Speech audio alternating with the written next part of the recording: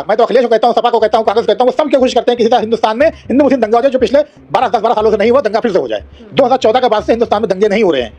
ये चीज़ इनको समझ नहीं आती, इनको खल रही है, क्योंकि अगर हिंदू मुसलमान लड़ेगा तो उनको फायदा होगा, जातिगत राजनीति करेंगे, ये वो इनको हो नहीं पा रहा, क्योंकि भाजपा सरकार की जो नीति है वो एक शानदार नीति है, वो कानून व्यवस्था को ले चलने वाली सरकार है, इसमें दंगा ना हो पाएगा। दंगे जो होते भी थे वो सब दंगे बंद हो चुके हैं। कह रहे हैं एनकाउंटर आप जाति धर्म देख के कर रहे हो, अपराध को अपराधी की नजर से देख के करिए ना।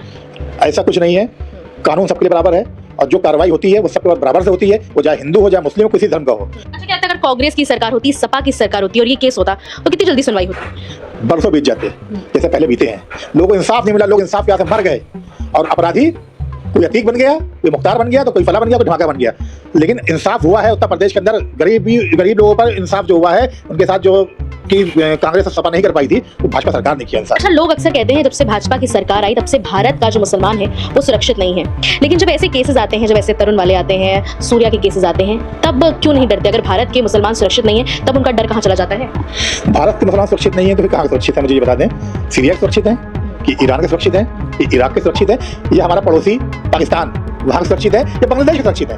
बांग्लादेश तो हिंदू मुस्लिम मुल्क है, पाकिस्तान मुस्लिम मुल्क है, ईरान मुस्लिम मुल्क है, सीरिया मुस्लिम मुल्क था, आज ये बचे। यहाँ कितनी मारकाट है, आए दिन दंगे फसाद। हिंदुस्तान के अंदर कोई दंगा फसाद नहीं, कोई गृहयुद्ध नहीं, सारे मुसलमान व्यापार कर रहे हैं, मुस्लिम बच्चे पढ़ रहे हैं, योजनाओं का लाभ ले रहे हैं। इससे खुशहाल तो कोई मुल्क हो ही नहीं सकता जहाँ इतनी बड़ा आबादी होने के बाद भी सारे लोग एक साथ रहते हैं, एक दूसरे त्यौहार साथ मनाते हैं। लेकिन चंद विपक्षी पार्टियां जिनको ये बात हजम नहीं होती, वो ऐसा कोई मौका छोड़ना नहीं चाहते जहाँ दंगा ना हो। योगी जी कहते हैं आप नमाज ना पढ़िए, तो अखिलेश कहते नहीं पढ़िए नमाज साहब। तो ये क्या है? ये बरगलाना ही तो है, ये उकसाना ही तो है कि तुम पढ़ो नमाज, फिर जब पुलिस साड़ी चार्ज करे तो हिंदू मुस्लिम को हम करें।